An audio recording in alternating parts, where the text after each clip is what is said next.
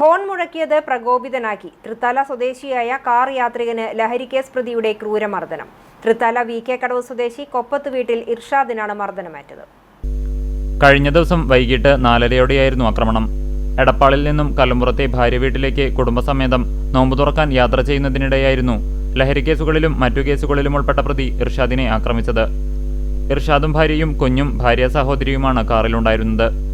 ഇർഷാദിന്റെ കാറിന് മുൻപിൽ ഇരുചക്രവാഹനത്തിൽ ഫോണിൽ സംസാരിച്ച് യാത്ര ചെയ്യുകയായിരുന്നു പ്രതി.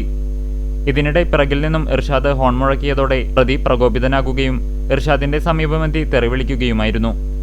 സംഭവം കാര്യമാക്കാതെ മുന്നോട്ട് പോയ കാറിനെ 1 കിലോമീറ്ററിലേറെ ദൂരം പിന്തുടർന്ന പ്രതി കാർ ബസിനു പുറകിൽ ബ്രേക്ക് ചെയ്തതോടെ ബൈക്ക് കുറുകെ നിർത്തിയിറങ്ങി വന്ന ശേഷം ഇർഷാദിനെ മർദ്ദിക്കുകയായിരുന്നു.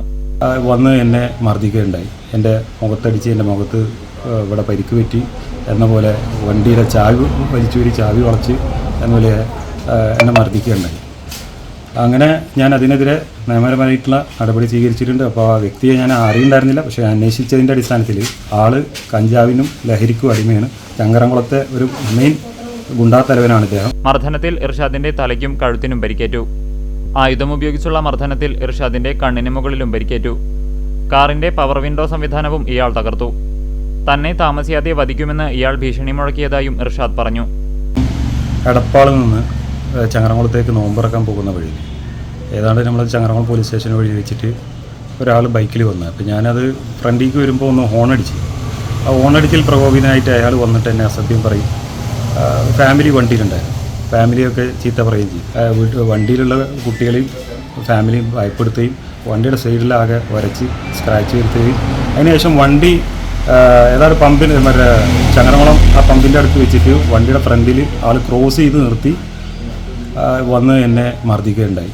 ലഹരി കേസുകളിലും മറ്റ് പല കേസുകളിലും പ്രതിയാണ് ഇയാളെന്ന് തുടർന്നുള്ള അന്വേഷണത്തിൽ മനസ്സിലായതായും ഇർഷാദ് പറയുന്നു. സംഭവത്തിൽ ഇർഷാദിന്റെ പരാതിയിൽ ചങ്ങരംകുളം പോലീസ് കേസെടുത്ത് അന്വേഷണം ആരംഭിച്ചു.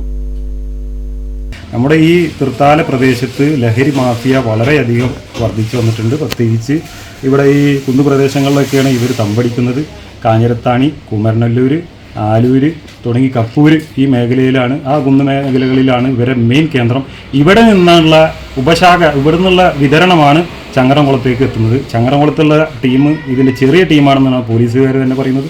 അപ്പോൾ ഈ മേഖലയിൽ നമ്മൾ അറിയാത്ത രീതിയിൽ ഇവിടുത്തെ കുടുംബങ്ങളെ മുഴുവൻ തകർക്കുന്ന രീതിയിൽ വലിയ രീതിയിൽ മാഫിയ ഇവിടെ വളർന്നുകൊണ്ടിരിക്കുന്നുണ്ട്.